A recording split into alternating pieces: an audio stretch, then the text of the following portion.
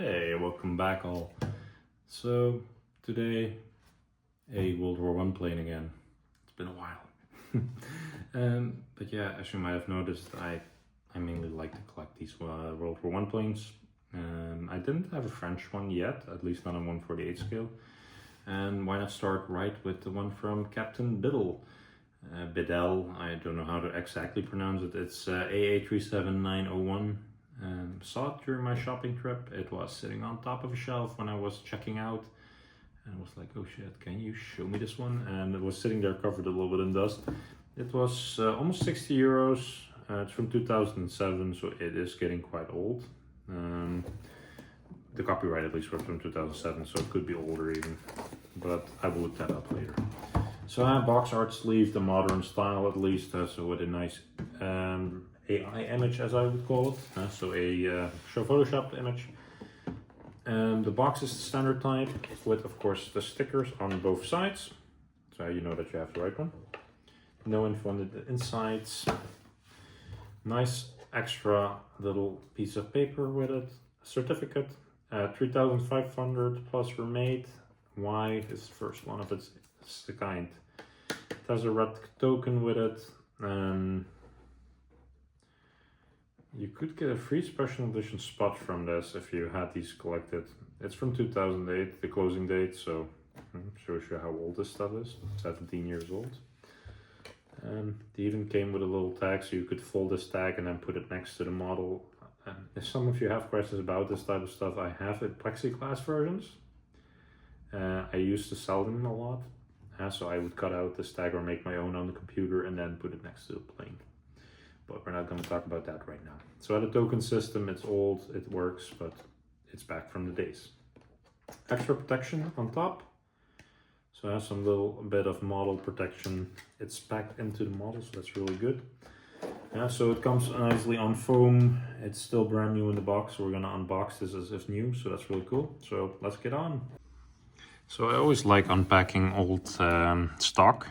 So this is really old stock.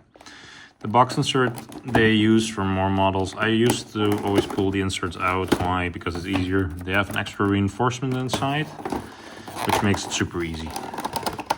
And plastic doesn't really degrade that fast, so that's a good thing. You have to just pull it over the packs the first time because they are a bit stuck. I hope it's from factory and okay. Sometimes you see factory issues, so standard insert parts with the top part. Now the stand, plastic, and I believe also plastic, like all World War I era planes for some reason, that are made by Corgi.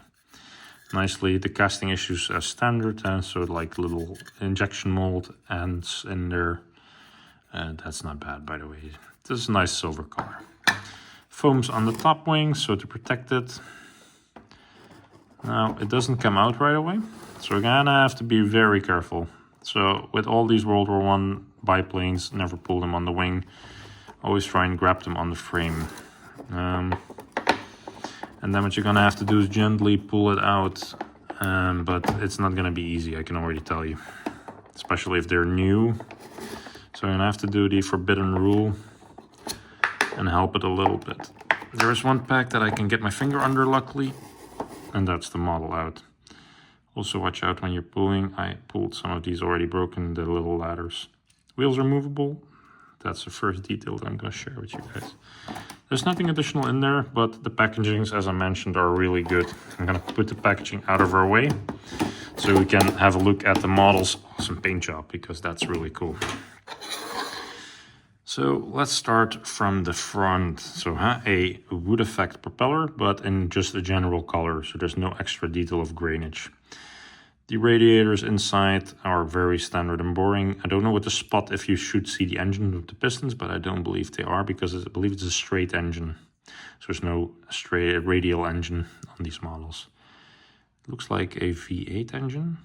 So there are 4 exhaust ports per side. But I'm going to look that up because I always like these little details. And so the spot stamp in there. The fuselage part here looks a bit of glue staining, but not bad. The fish lines are appropriate and nicely tightened. They look really good. Even the reinforcement parts in there. The guns and of course the sight. Still intact and nicely done. Even the glass on the canopy window, or the window of the cockpit, let's say, is nicely visible, even the bend in the axle. Then the part of paint and the casting are really excellent. So always as you're used to from these Corgi World War I planes, nicely done. Then the details of a little Grim Reaper with a Zeist the wrong way. Or Zeiss, I don't even know how to pronounce that properly.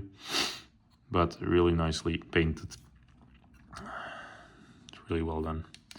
Plastic parts are quite weak, I guess. So we're not gonna waste that too much. But always the boring thing about World War I planes, there's not much you can attach. It's just put it on the stand and you're done.